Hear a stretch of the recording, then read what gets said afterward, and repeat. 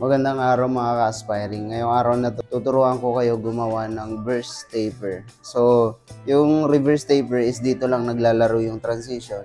Pero yung burst taper ay lagpas yun sa tenga. Ang definition ng burst fade, lahat ng gupit na paikot sa tenga yung transition. Yun yung burst na tinatawag. So, yung reverse taper ay sa taper area lang naglalaro.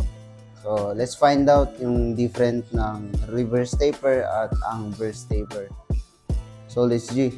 Okay, ang una natin gagawin mga ka-aspiring is 1.5 na guard gamitin natin dito para malinis yung canvas na paggagawa natin ng burst taper. So, open lang natin hanggang dito sa may part na likod ng tenga kasi dyan tayo titigil sa transition na gagawin natin. So, okay na kahit ganyan lang mga ka-aspiring. Tapos yung likod natin ay taper ang gagawin natin dito. So hanggang dyan lang yung pagbira natin ng 1.5 na guard. Okay na. At dito naman sa kabila ay same lang din yung process na gagawin natin. Paikot sa may tenga yung transition ng gagawin natin. So itutupin natin yung tenga kapag nakakaharang ito dahil para naman to sa kapakanan ng kliyente natin. Para mas malinis natin yung gupit. At after na ay gumawa na tayo ng outlines para mas matansya natin yung fade na gagawin natin.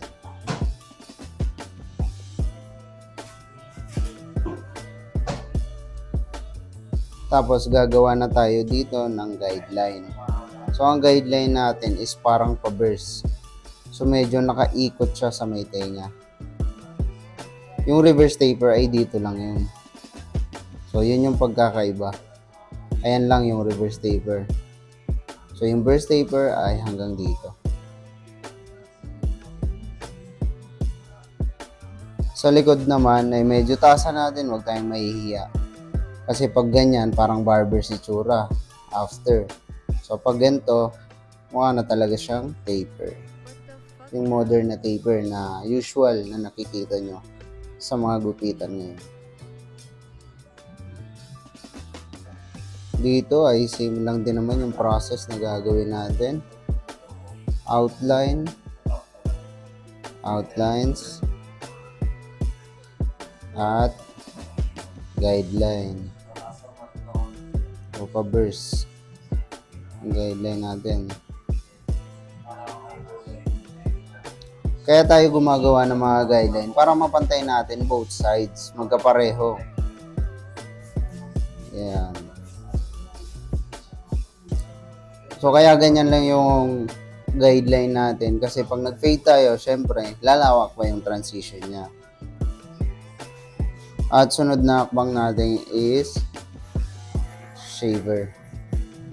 Foil shaver.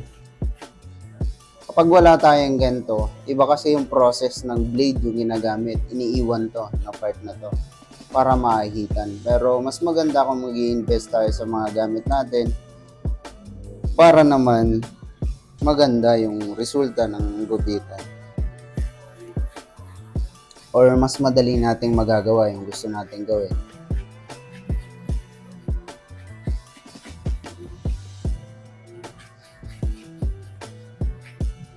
Dito naman ang gagawin nating technique ay up fading. So pataas yung fading natin. Magsisimula tayo sa ilalim hanggang pataas na pataas yung guard. Ang down fading naman is simula sa mataas na guard pababa ng pababa. So yun yung difference ng dalawa. So up fading tayo dito.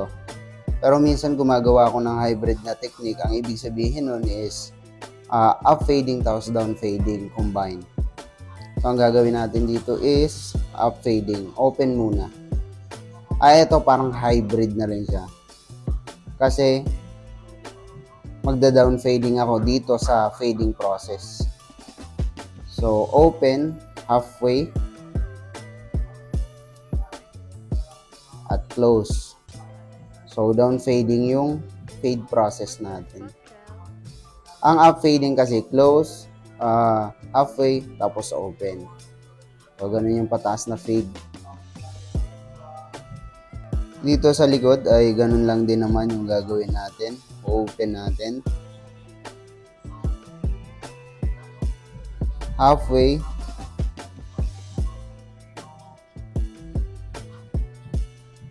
at close.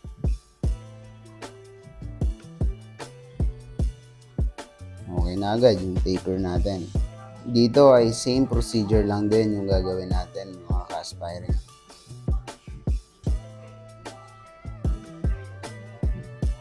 Halfway, at close.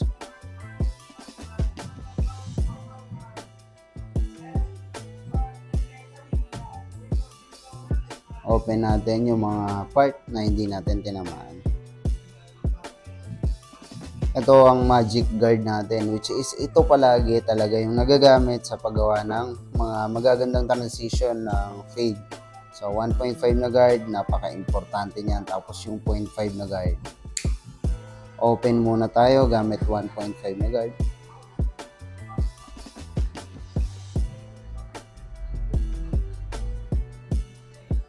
Halfway, at close natin.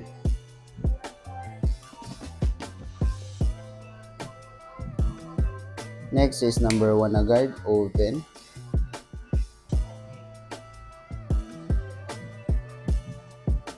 Close natin.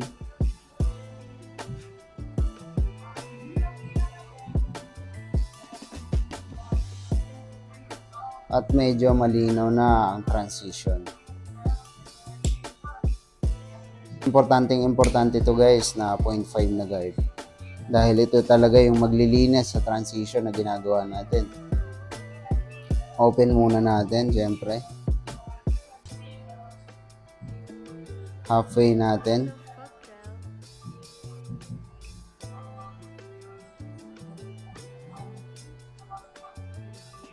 At i-close natin finally. There you go. Malinis na ang ating sa ilalim na part. Tapos ang sabi ko sa inyo 1.5 na guard, ang magic na guard is ito ang lilinisin nun. So gamitin ulit natin 1.5 na guard. Malinis na talaga yan.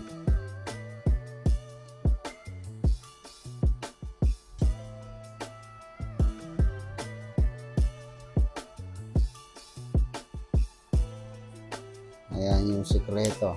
So, malinis na yung dito na part. At kung gusto nyo pa itining scissor tong mga to gamit ng ganon-ganon, pwede yun mga kabaro. Siyempre, after natin nun, yung buhok dito ng mga sumusobra is a clipper overcomb natin.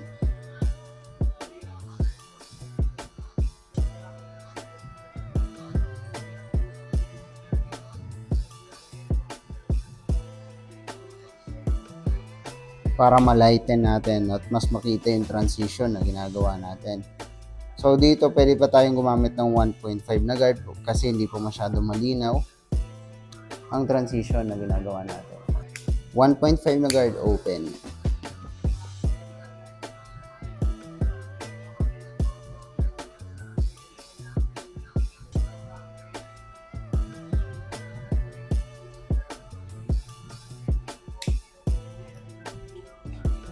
At number 1 na guard, open.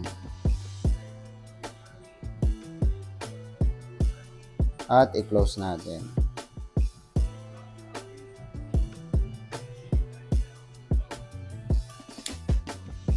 Siyempre, gamitan din natin ng 0.5 na guard para sobrang detalye.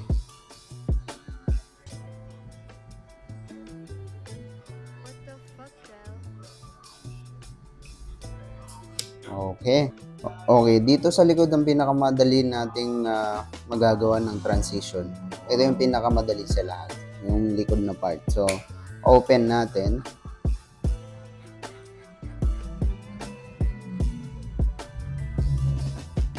Pag nakita na natin na medyo malinis na, gamitan natin ng number 1 na guard, open din.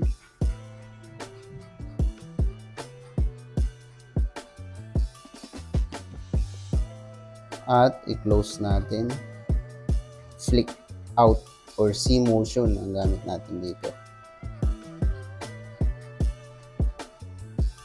Pag bibirahin natin ulit sa may parting taas, i-open ulit natin yung lever. Tapos, i-close ulit natin kapag sa baba tayo.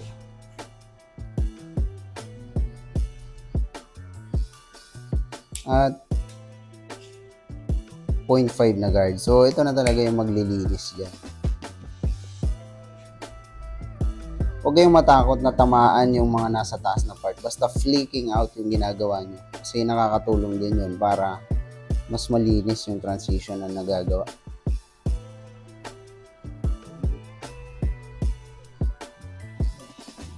Close sa may ilalim.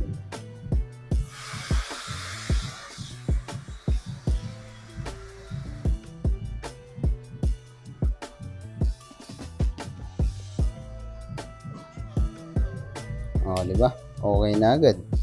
Siyempre dito ay magki-clipper overcomb tayo para malinis.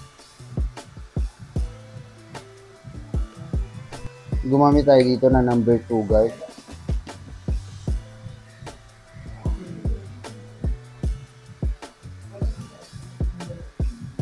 Close yan. Naka-close tayo.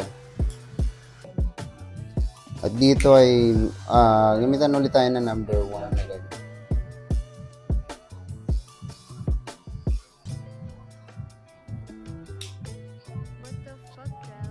At last, ang gagawin natin is quick clipper overcomb natin yung mga excess na buhok.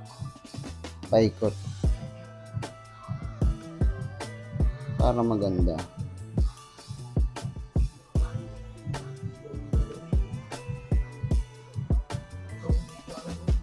Okay, di ba maganda na yung transition na nagawa natin mga ka-aspiring. Ito pag may mga dark spot, ulitin na lang natin yan ng mga guard na ginamit natin kanina. At dito sa kabila, hindi ko pa natapos. Pero same procedure lang din naman yung gagawin natin dyan mga ka-aspiring. So, yan lang muna. Sana may natutunan kayo. Peace out mga bro. Bigyan natin ng kapirasong montage yan.